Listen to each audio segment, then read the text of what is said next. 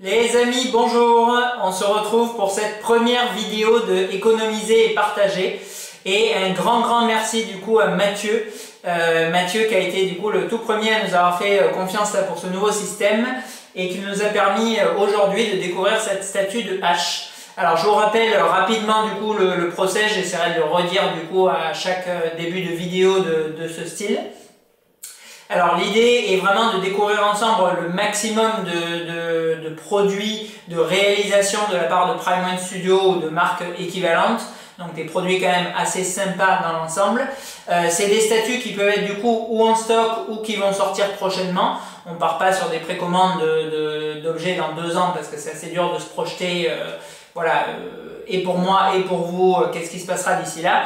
Là, on essaie voilà, d'avoir une visibilité vraiment assez rapide. Alors, ou des statues qui sont en stock du coup chez mon distributeur sous une quinzaine de jours, ou alors des statues qui vont arriver prochainement. Il y a par exemple toute une très grosse salve de statues Prime One qui arrive le 30 octobre, si je me souviens bien, avec du Alien, du Terminator, du Predator, du Seigneur des Anneaux, enfin des grosses licences.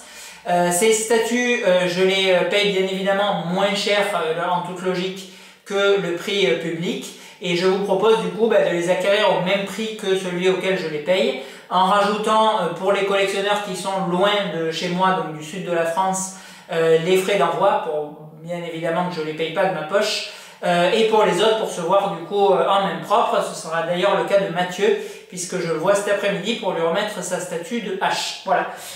Une fois réceptionnée, la statue est du coup filmée, elle vous est présentée et elle vous est expédiée dans les jours qui suivent si toutefois on ne se voit pas en main propre. Voilà. Alors aujourd'hui, encore une fois de plus, merci à Mathieu qui nous permet de découvrir du coup cette statue de H. Alors c'est une statue que j'avais choisi de précommander. Alors c'est une statue où je m'étais quand même beaucoup tâté parce que bien évidemment on l'est, vous l'aurez compris, complètement dans l'esprit des slashers que nous a proposé Elite Creature. On est sur une statue d'une icône du film d'horreur, à savoir H. Devil Dead, bien évidemment en termes de licence, et une statue qui est au entière. Donc rien qu'en termes de base, c'est-à-dire un grand pan horizontal et un très grand vertical qui vient habiller la statue au fond, je trouve qu'on est du coup vraiment dans l'esprit de ce que nous a proposé Elite Creature, et c'est une statue qui se serait mariée à merveille avec les autres productions. Alors, je m'étais dit à l'époque, bon, Prime One quand même, tu n'en prends plus trop dans ta collection. Niveau place, ça risque d'être vraiment short. Maintenant, bon, elle est quand même vraiment très classe, etc. Enfin, j'avais quand même pas mal hésité. Et au bout d'un moment, je m'étais dit, bon, ben allez, tu vas la précommander, elle est vraiment trop classe, cette statue, elle a l'air de tuer. Et quand je m'étais décidé, c'était trop tard. Mon distributeur m'avait répondu que tout était sold out et qu'il n'y avait plus aucune unité dispo. C'est une statue d'ailleurs qu'on voit assez peu disponible encore dans les magasins. La plupart, elles ont été vendues en précommande. Là, on est sur la version régulière pour aujourd'hui, on est sur 300 exemplaires. Donc c'est quand même assez soft pour du Prime One, en sachant qu'Evil Dead, de sympathique, il n'y a rien du tout. Donc bon, je pense que tous les fans ou d'horreur ou de la licence se sont vraiment jetés sur cette pièce parce qu'elle est extrêmement sympa et assez chiadée dans sa composition. Voilà, et sur le second marché, donc en occasion, j'en ai pour le moment pas vu. J'en ai vu 0 se revendre. Donc j'imagine que tous les collectionneurs qui l'ont précommandé et acquise en sont vraiment ravis parce que c'est une très belle réalisation de la part de Prime One. Alors, dans les petits points négatifs, comme d'habitude, on retrouve quasiment les mêmes que sur une très grosse partie des statues Prime One, à savoir l'emballage qui fait disjoncté, surtout pour la partie la plus lourde, donc le socle, avec un Syporex où il y a sans rire 2 doigts d'écart. Je vous ai d'ailleurs fait une petite photo, je vous la joins là pendant qu'on papote. Voilà, le Syporex, bien évidemment, il est censé coulisser dans la color box qui elle-même coulisse dans la brown. Sauf que là, le Sypo, il a, sans rire, 2 doigts d'écart. Donc 2 doigts d'écart, ça doit faire, je sais pas, 3 cm. Donc forcément, ça force sur la color. Ça ne coulisse pas et du coup c'est très compliqué de sortir l'objet qui est quand même lourd sans rien abîmer. C'est vraiment très pénible. Franchement, ces Syporex de Prime One, vraiment ils me tapent un peu sur le système. Encore une fois, sur des statues qui sont légères et pas trop lourdes, à 300 € et 3 kg, c'est pas un problème. Maintenant sur des objets comme celui-ci où on avoisine du coup les 2000 € et où la statue elle fait 30 kg, c'est vraiment casse-pied. Bon. Deuxième petit bémol, les emboîtements. Alors là, au niveau du socle, enfin du capot plus ou moins, qui vient se clipser du coup dans la tête du zombie là, ben, il y avait un écart et il faut un petit peu chauffer, un petit peu forcer pour rentrer du coup le picot, le plug dans le trou, et c'est un peu casse-pied là encore à cette échelle de prix d'avoir à faire ça. Voilà.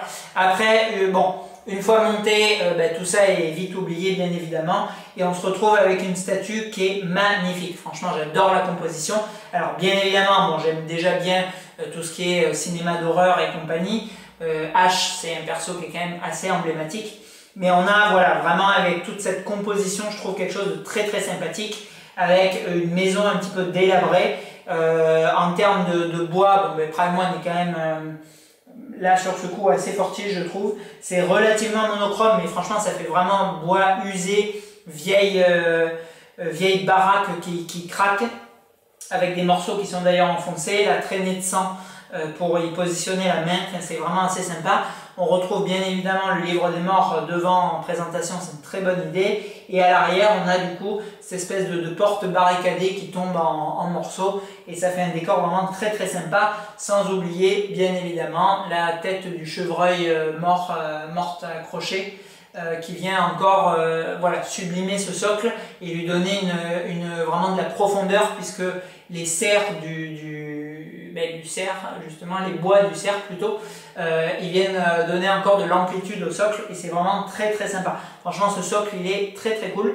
Il est un petit peu en forme du coup octogonale, enfin demi-octogone puisque c'est coupé sur le fond. Mais voilà, j'aime vraiment beaucoup ce socle. Et très gros point fort, bien évidemment, on a du coup cette trappe qui s'ouvre avec un zombie qui est extrêmement bien peint, et sur lequel du coup H vient reposer son pied. Donc franchement le socle, un bon 9 sur 10, il est vraiment très chouette. Même à côté des socles de fou furieux que nous a proposé Elite, franchement je trouve que ce socle il n'a pas à rougir, il est vraiment très sympathique, quoi. Après on a notre personnage principal, il est assez cool, j'aime vraiment beaucoup la pose, il a une pose un peu décontractée avec bien évidemment le fusil là, qui est emblématique de la série, la main tranchée avec la hache qui est accrochée, la tronçonneuse pardon, et voilà, et les fringues qui sont déchirées, délavées, ensanglantées, et il y a vraiment beaucoup de détails. On a deux têtes possibles, du coup là on est sur la version régulière, deux têtes possibles, passibles ou souriantes, avec un très joli regard, vraiment assez symptomatique du personnage, je trouve, c'est assez bien foutu. Au niveau des cheveux, bon, on n'a pas un travail démentiel, mais franchement ça fait bien le job. Et après, grain de peau, cicatrice et sang, c'est là aussi vraiment très bien reproduit. Donc on a un ensemble qui est vraiment chouette, avec du coup du mix média bien sûr sur cette statue, puisqu'on a les vêtements qui sont en tissu, la ceinture et le harnais du holster qui sont en simili-cuir. Enfin, on a des matériaux franchement qui sont parfaitement crédibles sur cette pièce, et c'est vraiment une belle réussite, quoi. Après au niveau du paint, c'est vrai qu'on est assez monochrome sur l'ensemble du socle. Maintenant voilà, on a un très beau travail d'éclaboussure de sang sur la tronçonneuse. On a, comme je vous disais, le paint du visage qui est assez fidèle et assez bien retranscrit. Et on a notre cerf mort et surtout le zombie qui sont extrêmement bien peints. Même chose d'ailleurs pour la dague et la main là, qui court sur le socle. Style un peu la chose, c'est assez bien foutu aussi en termes de paint. Donc franchement, pas top pour le packaging, mais encore une fois c'est oublié au bout de 10 minutes. Et un bel effort par contre au niveau de la réalisation sur cette pièce. Allez, je vous zoome tout ça vraiment dans le détail parce qu'il y en a un paquet sur cette pièce, et on conclut juste après. On est parti pour le zoom de ce H. Donc devant on a du coup le livre des morts qu'on retrouve en façade. Franchement c'est une bonne idée, il est d'ailleurs bien peint. C'est bien vieux bouquin, ça c'est sympa. Après on retrouve bon, la dague avec la main et notre ami le zombie. Alors, je coupe le flash pour prendre les couleurs. Franchement c'est quand même bien foutu. les morsures, la peau livide, le paint même du visage en lui-même, il est quand même vraiment sympa, je trouve, quoi. Hop, après voilà, donc on a notre traînée de sang. Au fond, comme je vous disais, on a, bon là on retrouve la tronçon ensanglantée, bien chouette. Et au fond, on a cette espèce de porte barricadée là. Alors, il y a plusieurs couches, mais franchement ça, ouais, encore une fois, ça reprend vraiment bien le thème des films, je trouve. Après, bon, chaussures en résine, mais c'est assez bien peint également. Le falzar, lui, il est en mix média. Le fusil, bon, on a des petits brossages assez simples, mais ça fait le job.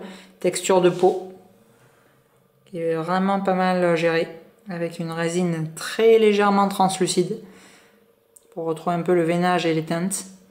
Mais franchement, on a un beau relief, c'est assez bien peint. Ils ont vraiment marqué, du coup, la pigmentation de la peau et le visage, du coup, avec une expression de fou. Un peu Jim Carrey d'ailleurs. Franchement, c'est assez bien foutu. Les cheveux sont pas ouf, mais franchement, il a vraiment une bonne tronche, quoi. Voilà, la tronçon, je vous l'ai montré. Et après, on a notre ami, le cerf mort, juste là, qui est relativement bien peint aussi. Là, on a une compo globale qui est vraiment bonne sur cette pièce. C'est vraiment une très belle statue, quoi. Et l'idée du zombie qui sort est excellente, quoi, je trouve. Voilà, donc on l'a vu, franchement, il y a vraiment une multitude de détails sur cette statue. C'est vraiment une jolie pièce. Je pense que ça sera un bon collector dans les années à venir. Il y a la version exclusive qui existe avec la tête zombifiée du coup de H qui peut être sympa. Voilà, alors c'est vrai que je m'étais dit que cette statue elle serait du coup entre guillemets plus ou moins plus disponible et que du coup elle n'atterrirait pas dans ma collecte. Bon, il y en a une qui s'est débloquée en version régulière, c'est celle que du coup Mathieu a acquise là, mais c'est vrai que c'est une statue qui fait vraiment très envie. Honnêtement, elle est très sympathique. La composition globale est vraiment assez ingénieuse et j'adhère vraiment beaucoup. Je trouve que ça représente vraiment bien les films. On est complètement dans l'esprit là, un peu zombie, un peu glauque et en même temps délire avec la tête de H. Et vraiment ils se sont bien appliqués. On n'a pas trop de défauts, on a du coup l'emboîtement, mais bon, comme je vous dis, une fois que c'est mis, c'est bon. Et au final, on a un rendu qui est vraiment bon sur cette statue. C'est une fois de plus une belle réussite de la part de Prime One. Et par-dessus, bon, comme je vous disais, il n'y a quasiment rien qui existe sur cette licence. J'ai plus le tirage en tête de la version exclusive, mais il est quand même assez faible. Et là, on n'a que 300 pièces du coup pour la version régulière. Donc c'est ce qui explique sûrement le fait qu'elle soit quasi invisible là sur le marché lors de sa sortie et sur le second marché, que personne s'en sépare. Et je pense que c'est une statue, pour ceux qui viendront à la vendre, qui se vendra largement ce qu'elle a été payée au départ, puisqu'elle a été en précommande, si je me souviens bien, il y a quelque chose comme 2 ans. Et j'imagine qu'elle trouvera sans problème preneur au prix auquel vous l'avez payé, voire plus, selon la demande, parce que franchement, il y a quand même pas grand chose à redire sur cette pièce. Et voilà, et je me répète un peu, mais franchement, elle fait vraiment envie pour figurer à côté des élites créatures. On est vraiment dans le même thème. Et bon, même si on n'a pas le même niveau entre guillemets de détail, elle a vraiment pas à rougir. Franchement, mettre cette pièce à côté des maquettes élites, c'est d'ailleurs, j'imagine, ce que va faire mon ami Andrea. Ça peut rendre vraiment très bien, quoi. Voilà. Allez, encore une fois de plus, pardon, tiens à remercier Mathieu, qui a été du coup le tout premier à accéder au système. Il y en a eu d'autres, donc on va pouvoir avec grand plaisir découvrir d'autres statues Prime One dans les jours qui viennent. Et c'est vraiment, je pense, voilà, un bon process. Je pense que les futurs acquéreurs en seront contents. Et à nous, ça nous permet du coup de découvrir des pièces que j'aurais pas forcément eues dans les mains sinon, puisqu'elles vont pas atterrir dans ma collection. Et c'est vraiment tant mieux. Sur ce, à bientôt!